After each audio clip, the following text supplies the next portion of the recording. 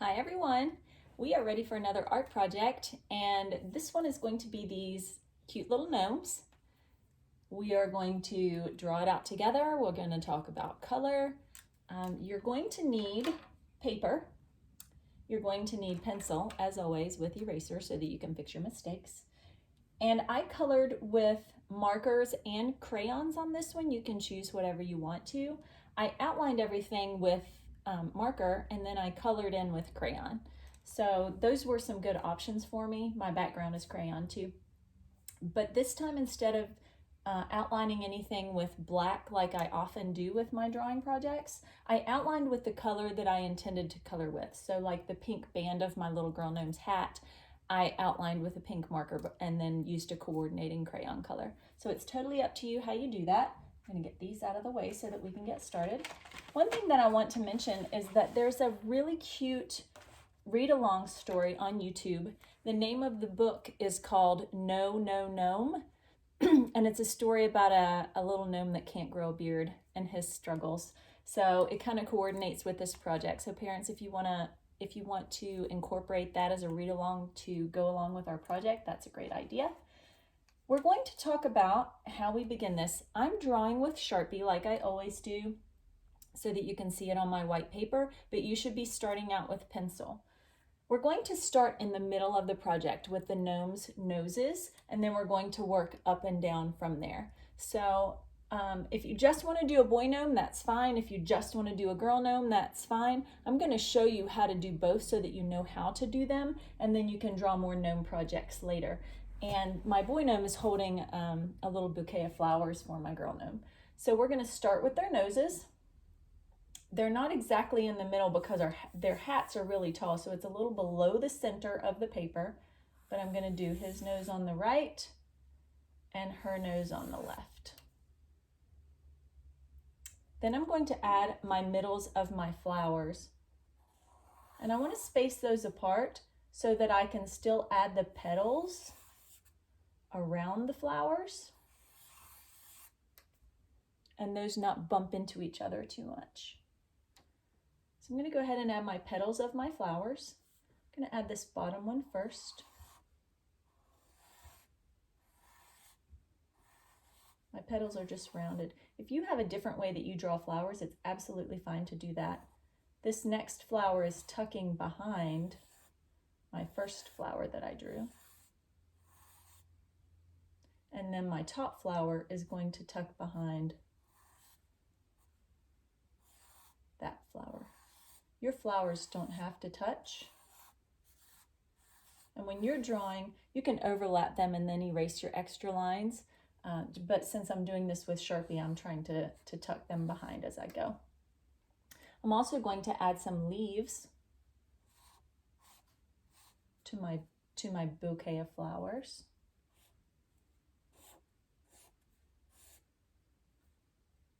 And those are just kind of a rounded triangular shape with a line in the middle.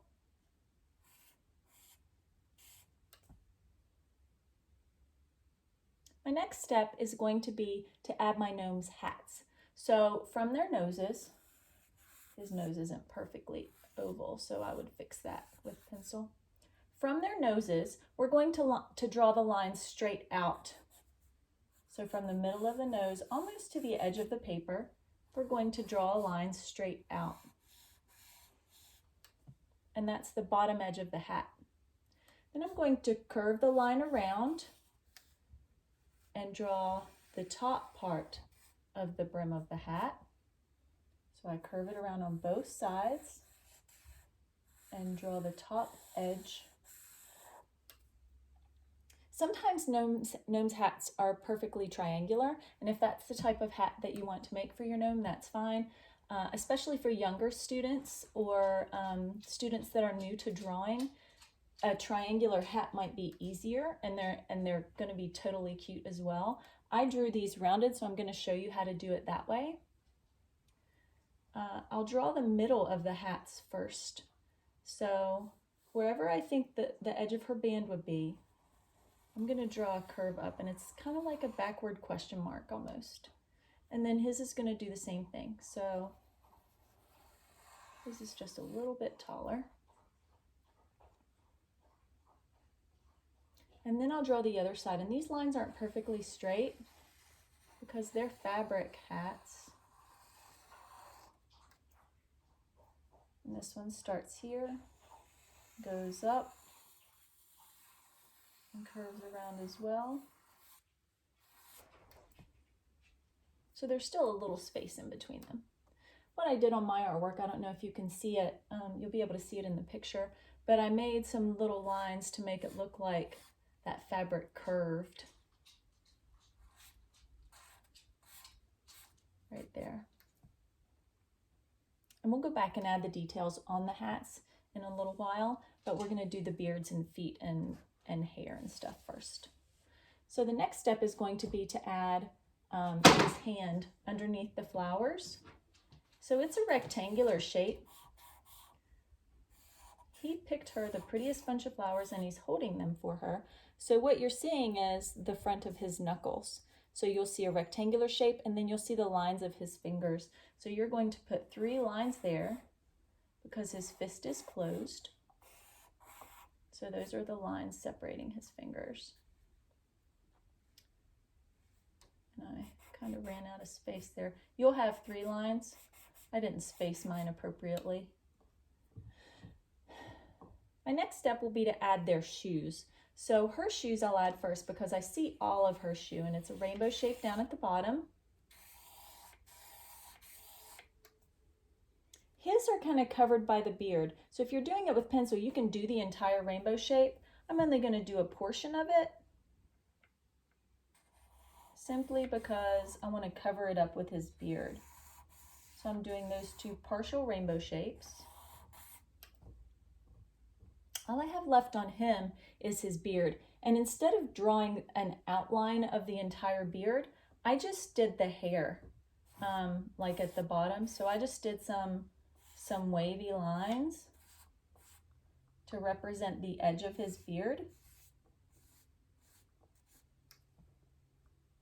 And then I did the lines inside. When I added color on this, I did that with gray marker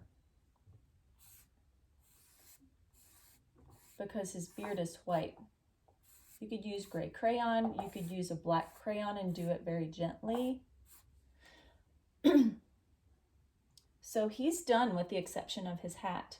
For her braids, I did long rectangular lines like this, and then I went and added the details of her braid after that. At the bottom, because we know when we have braids that the hair separates at the bottom. So we've got her braid and then we've got the hair coming out of her tie at the bottom.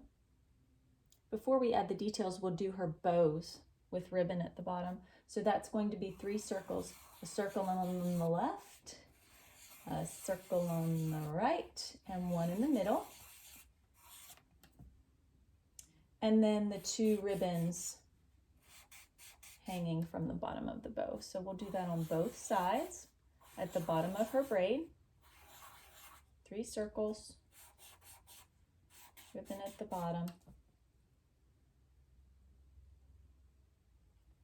And then when I did her braid itself, I did a V shape, but it's kind of curved. And I did it 1 section at a time. So I did left side, and then I started up from the point of it just a little and curved my right side up.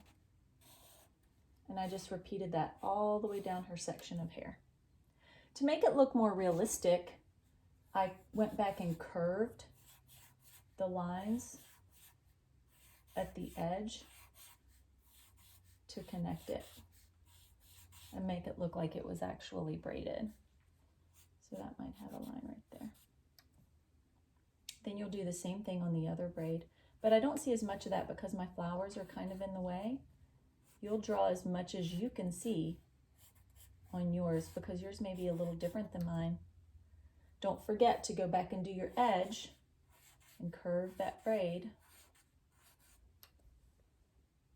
Now all we have left is the decorations on their clothes and hats.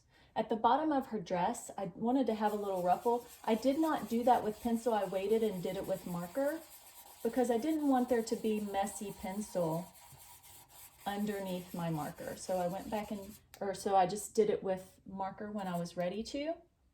And I added polka dots on her dress. So I just made circles all over her dress and all over her hat. If you notice, I coordinated the colors of their outfits. They both have that aqua turquoise color.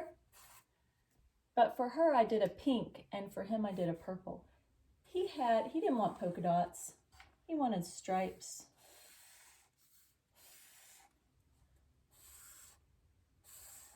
So at the top of his hat where it curves, I just kind of made the stripes get wider at the top and more narrow in the curve. So they kind of curved around. You can do that however you want. You can use whatever colors that you want. I would love to see pictures of your artwork. So on Facebook, make sure your parent takes a picture and post that. Let me know your grade level and your age, because I'm really excited to see how well you can do on these gnomes. Next week, we're going to start drawing habitats for our gnomes. So we're going to build on this project. So I miss you. I love you very much, and I hope to see you soon.